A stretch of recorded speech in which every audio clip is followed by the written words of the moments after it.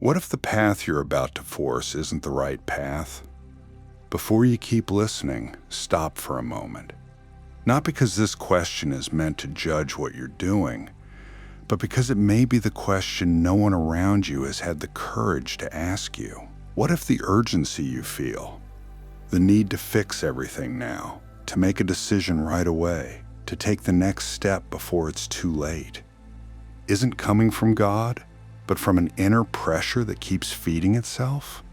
What if what God has prepared for you doesn't require you to force anything to make it happen? What if the door you're trying so hard to open is already meant to open, but not yet? If there's a decision weighing heavily on you, if there's a crossroads that's keeping you awake at night, if it's the first thing on your mind every morning and the last thing you think about every night, if you've spent days or even weeks looking at the same situation from every possible angle without reaching a clear conclusion, then this message is for you. Not to give you the specific answer you're looking for, because only God can reveal that, but to help you find the deep peace you need while you wait for the right answer. Don't force anything. God will guide your steps. Before we continue, I want you to know something. The confusion you're feeling isn't a sign that something is wrong with your faith. It isn't proof that you're doing something wrong.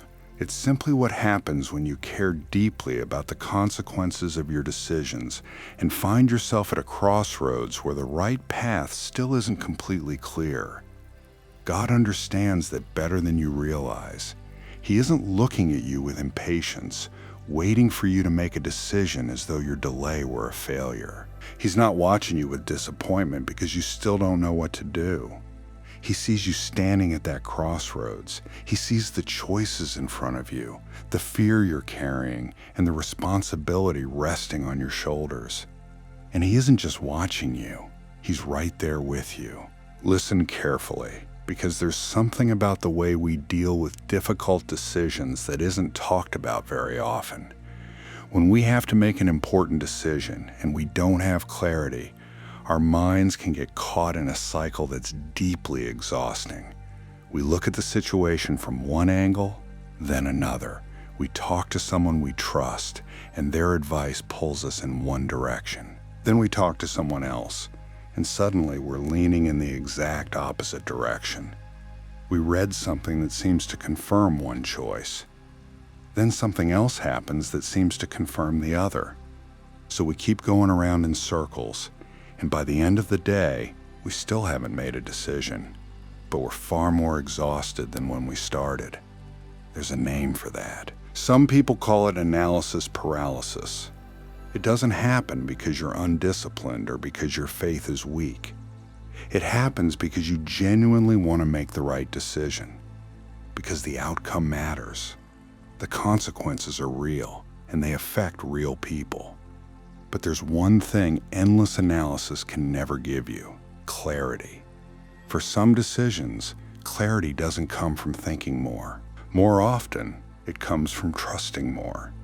And that difference, the difference between thinking more and trusting more, is exactly what this message is here to help you discover.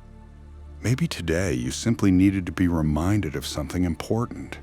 God doesn't need you to have everything figured out before. He helps you. Sometimes what keeps direction from becoming clear isn't that God is unwilling to guide you.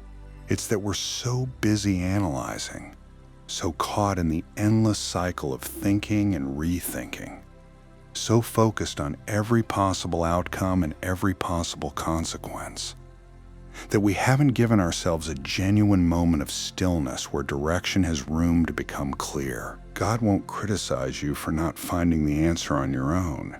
He isn't going to tell you that you should already have everything figured out. He gives wisdom generously to those who ask for it. Asking God for wisdom isn't a passive decision to sit back and wait for the answer without doing anything. It's the active choice to admit that you don't know everything and to seek the answer in the only place where human reasoning alone can never take you. That's the posture that leads to clarity, not the posture of someone trying to analyze everything. but of someone who recognizes their limits and asks God for what lies beyond them. I want to talk to you now about something that lies beneath the surface of the anxiety that comes with difficult decisions. Something that's rarely spoken about directly. The fear of making the wrong choice. Not the fear that life will become difficult, but the fear that the difficulty will come because you chose the wrong path. The fear that if something goes wrong, it will be your fault. That if the road becomes hard, it must mean you were never supposed to take it in the first place. At its core, that fear comes from responsibility and from genuinely caring about what matters. But it also creates something we often don't recognize. It creates the need to have complete certainty before moving forward. The need to see the entire road before taking the first step. The desire for a confirmation so clear, so undeniable, so impossible to misunderstand, that it removes every possibility of making a mistake. And that search for absolute certainty, that desire to see the whole journey before you even begin walking, can paralyze even people with deep faith, a strong prayer life, and a sincere desire to trust God. Because in most situations, God doesn't give complete certainty before you take the first step. What He usually gives is enough direction for the next step, not for every step that comes after, not the entire map, just enough light to keep moving. There's something else I want to mention about the way anxiety affects us when we're facing an important decision. The cost of living in prolonged uncertainty isn't only mental. You feel it in your body. You feel it in your relationships. Someone who spent days or weeks unable to make an important decision often ends up more emotionally exhausted than someone who spent an entire day doing physical work. That's because the mental energy consumed by constant overthinking is enormous. And that exhaustion, the kind no one else can see because it's happening inside you, eventually begins to affect everything else. Your patience with the people closest to you, who often receive the most exhausted version of you. Your ability to enjoy the blessings already present in your life today. Your emotional capacity to fully live in the present while your mind remains trapped in the future, trying to solve something that doesn't have an answer yet. God never intended life to be lived that way. He didn't create you to carry the full mental weight of a future that doesn't even exist yet. He created you to walk with Him one day at a time, not with your entire life already figured out, not as though you needed every answer before taking the first step, but with the confidence that the one who sees the end from the beginning also sees every step that leads you there. And He is able to guide you with perfect precision, one step at a time, far better than any plan you could ever design from your limited perspective, so that when you reach each new decision, you'll have exactly what you need for that moment. Not everything before you need it, but exactly what you need in exactly the right measure at exactly the right time. If you're facing a difficult decision, stay with me a little longer. I want to tell you about someone who stood at one of the most difficult crossroads anyone could imagine, not as a lesson from ancient history, but as a reflection of what you may be experiencing today. His name was David. For years, he lived through a situation that, from the outside, seemed deeply unfair. He had been promised that he would become king, yet he was still being hunted by the man sitting on the throne. After years of running, hiding, and waiting, a moment finally came that seemed to answer everything. An opportunity that, from every human point of view, looked absolutely perfect. Saul entered the very place where David and his men were hiding. He was alone, completely vulnerable. He had no idea David was there. David's men saw him immediately and said what almost anyone would have said in that situation. This is the moment. God has placed this opportunity before you. Take it now. That kind of pressure from the people closest to you. people who see the opportunity as obvious and impossible to pass up, is exactly what many of us experience when what seems like the perfect opportunity suddenly appears. Everyone says it's the right time. Everything seems to line up. Logic says yes. Everything appears to fit. And the fear of missing the opportunity pushes us to act before it slips away. But David did something his men never expected. He didn't act. He held back. He understood something they couldn't see. Not every opportunity that looks right has arrived at the right time. Sometimes the real test isn't having the courage to act. Sometimes it's having the patience not to act when everything around you is telling you to move forward. Yet deep inside, something keeps whispering, wait. That willingness not to force things, not to rush what wasn't yet the right time, is what allowed David's path to unfold the way it was meant to, without unnecessary consequences, without carrying burdens that were never meant to be his, without compromising the future because of impatience. Maybe there's something in your own life that looks like the perfect opportunity from every visible angle, yet something deep inside keeps telling you, wait, maybe you're about to make a decision. Not because you found a lasting sense of peace, but because you're afraid of missing the opportunity. If that's where you are today, then this message has reached exactly that place in your heart. There's something else I want to tell you about trying to force the process. It's something we all struggle with. When waiting becomes difficult, it's natural to want to help things move along, to push events forward, to make something happen instead of waiting. We've all been there in one way or another. But trying to force what isn't ready yet often creates burdens that never needed to exist in the first place.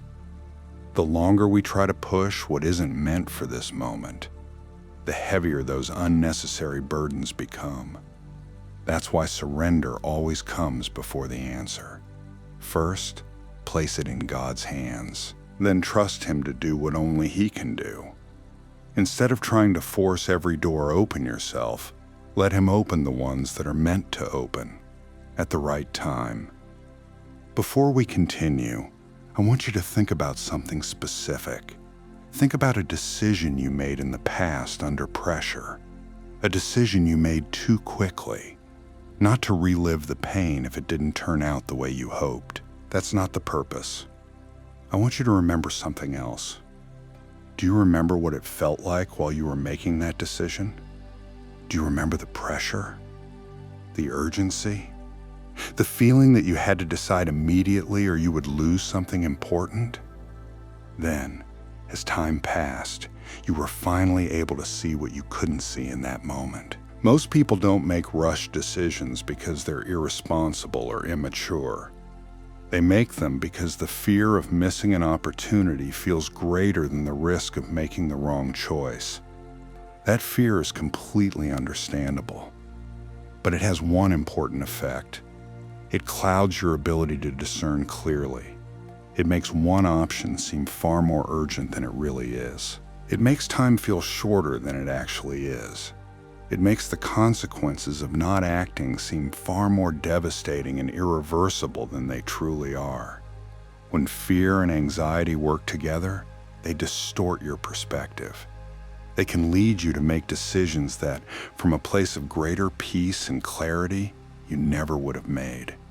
Not because you were less intelligent in that moment, but because anxiety changes the way you see and evaluate your options.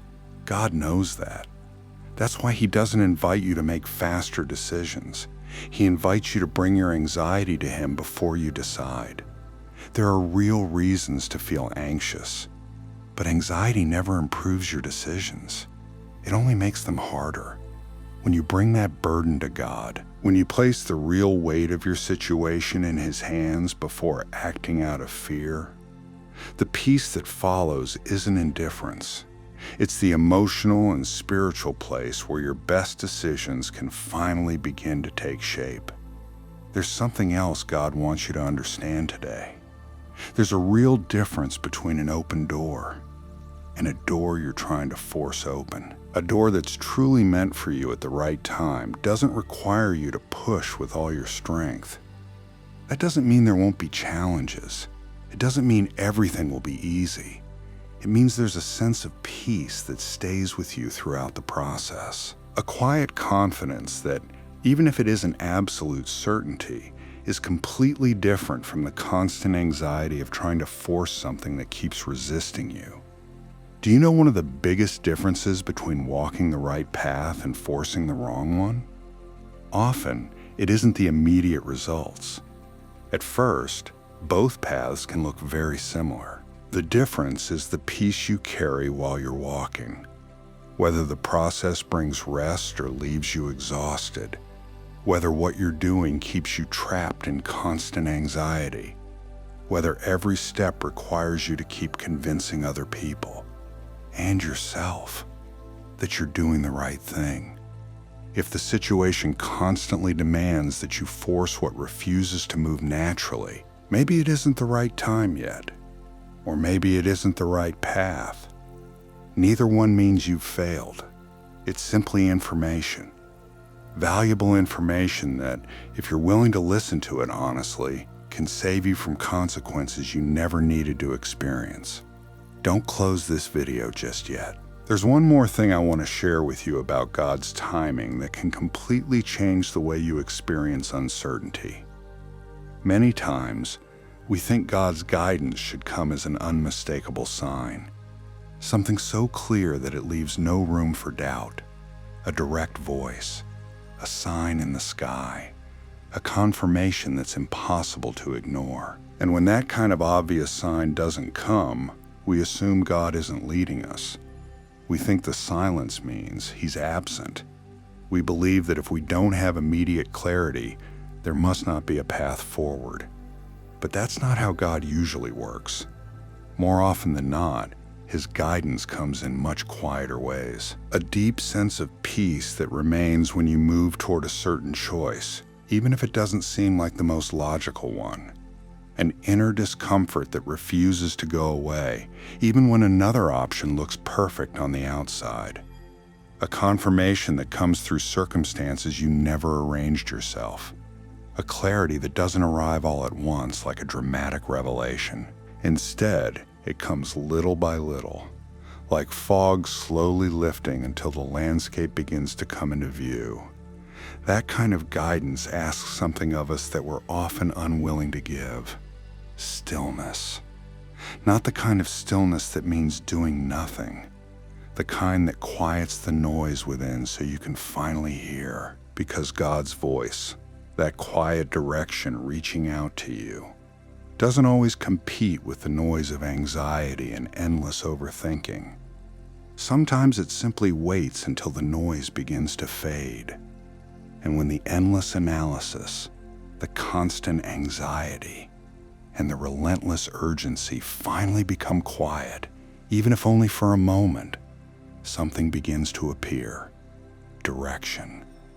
Not all of it at once, but enough to take the next step.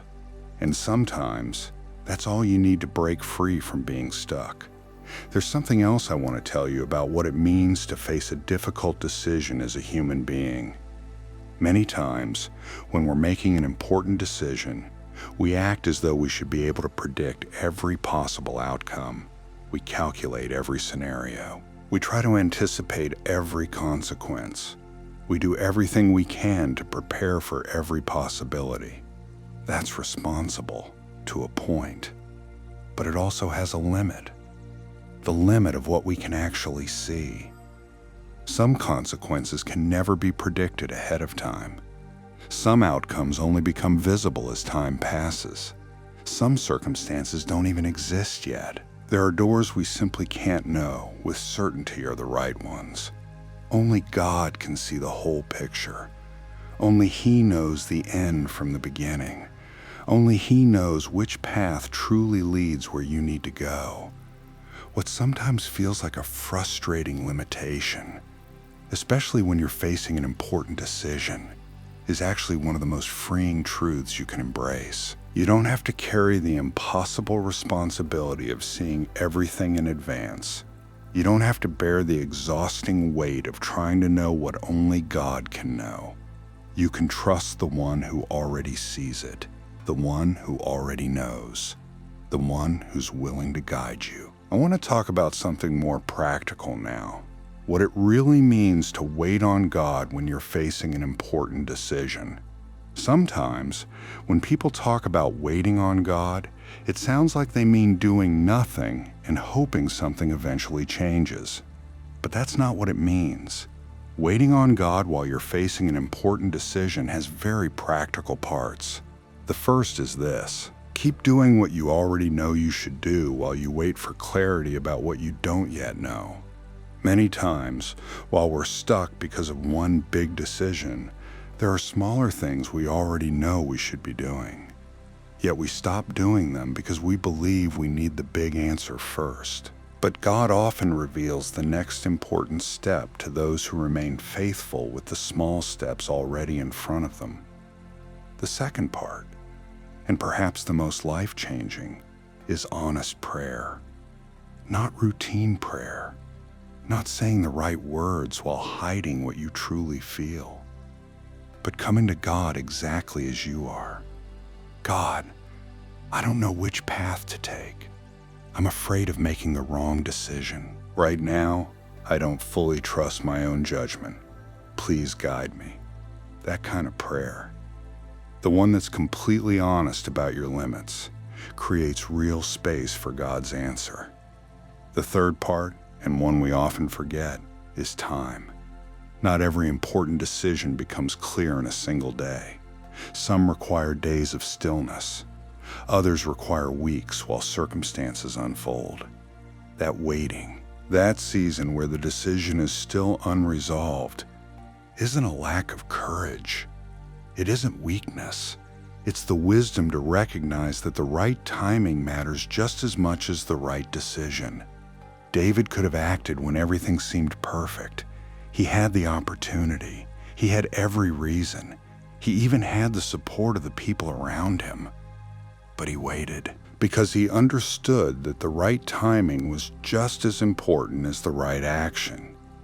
And what came afterward, because he waited, because he had the patience not to act when everyone expected him to, was better, more complete, free from unnecessary consequences, far better than what would have happened if he had tried to force the process. Before we finish, there's one more thing I want to say about uncertainty. There's a difference between being lost and being in the middle of the process. Many times, when we don't have clarity, we assume we're lost. We think something has gone wrong. We think that if God were truly leading us, everything would already be obvious. But being in the process isn't the same as being lost. Being in the process means the answer hasn't fully arrived yet because something is still being formed within the process itself. Maybe the timing still isn't right. That isn't your fault. Maybe God is preparing you to receive what's ahead. Maybe there are circumstances that still need time to come together. What feels like confusion from where you stand has shape, has direction, has purpose, even if you can't see it yet. So today's invitation isn't to have every answer. It's to trust that the process has direction, even when you can't see it clearly. Before we pray, I want to invite you to do something very simple. Before you make the decision that's been weighing on your heart, ask yourself these 3 questions. They won't give you a magical answer, but they can help you discern with honesty. The first question is this: ask yourself with complete sincerity, not with the answer you think you should give. Are you making this decision from a place of peace or from a place of fear? Not every sense of urgency means the timing is right. Sometimes urgency is nothing more than the fear of losing something, and decisions made from fear rarely have the same quality as decisions made from peace.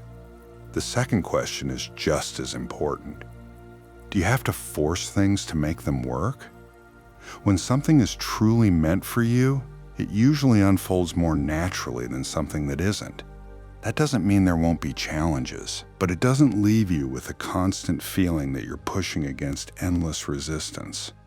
The third question may be the hardest to answer honestly. Have you truly brought this to God with an open heart? Or have you only asked Him to confirm a decision you've already made? There's a big difference between sincerely asking God for direction and asking Him to bless a decision you've already chosen on your own. If, after asking yourself these 3 questions with complete honesty, you still don't have complete clarity, that's okay. That too is part of the process of discernment. Not every important decision becomes clear right away. Some simply take more time than we'd like. And that time, that intentional pause while you seek God's direction, isn't indecision. It isn't a lack of spiritual maturity. It's wisdom. Trust that God will act at the right time. You don't have to force anything for His plans to unfold in your life. He already knows the way. Your part is simply to trust Him as you walk it, one step at a time. Let's close with a prayer. Place your hand over your heart. If you can, close your eyes. Take a slow, deep breath. Now bring to mind the decision that's been weighing on you the most. Not to solve it right now, but to place it in God's hands. Father, I come before you on behalf of every person listening right now, every heart carrying the weight of a decision they don't know how to make, every mind that's been going in circles for days, searching for peace, every person standing at a crossroads, looking at different paths without knowing which one is right. You know each one of them. You know the decision they're facing. You know the fear they're carrying. You know the weight they feel because they know this decision matters, and you know their sincere desire to make the right choice. Today, I ask you to give them wisdom, not human wisdom that they've already relied on again and again, but your wisdom. Guide their steps. You don't need to show them the entire map of their lives right now, just the next step, just the light they need for this moment. For the person who's about to force open a door that looks perfect, even though the time hasn't come yet, give them the inner peace to wait.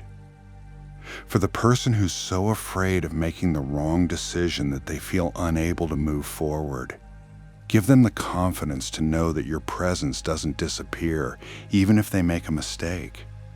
A mistake is never the end of the story. You are able to bring good even out of imperfect decisions. Give them peace, God. Not the kind of peace that comes only when every question has been answered, but the peace that comes from trusting who you are, trusting your faithfulness, even when the future still isn't completely clear. May everyone who has listened to this message leave with less anxiety, with the assurance that they are not alone at this crossroads, that your eyes are on them, that your guidance is still active, and that the right path will become clear, one step at a time, to those who trust you. Don't force anything. God will guide your steps. Amen.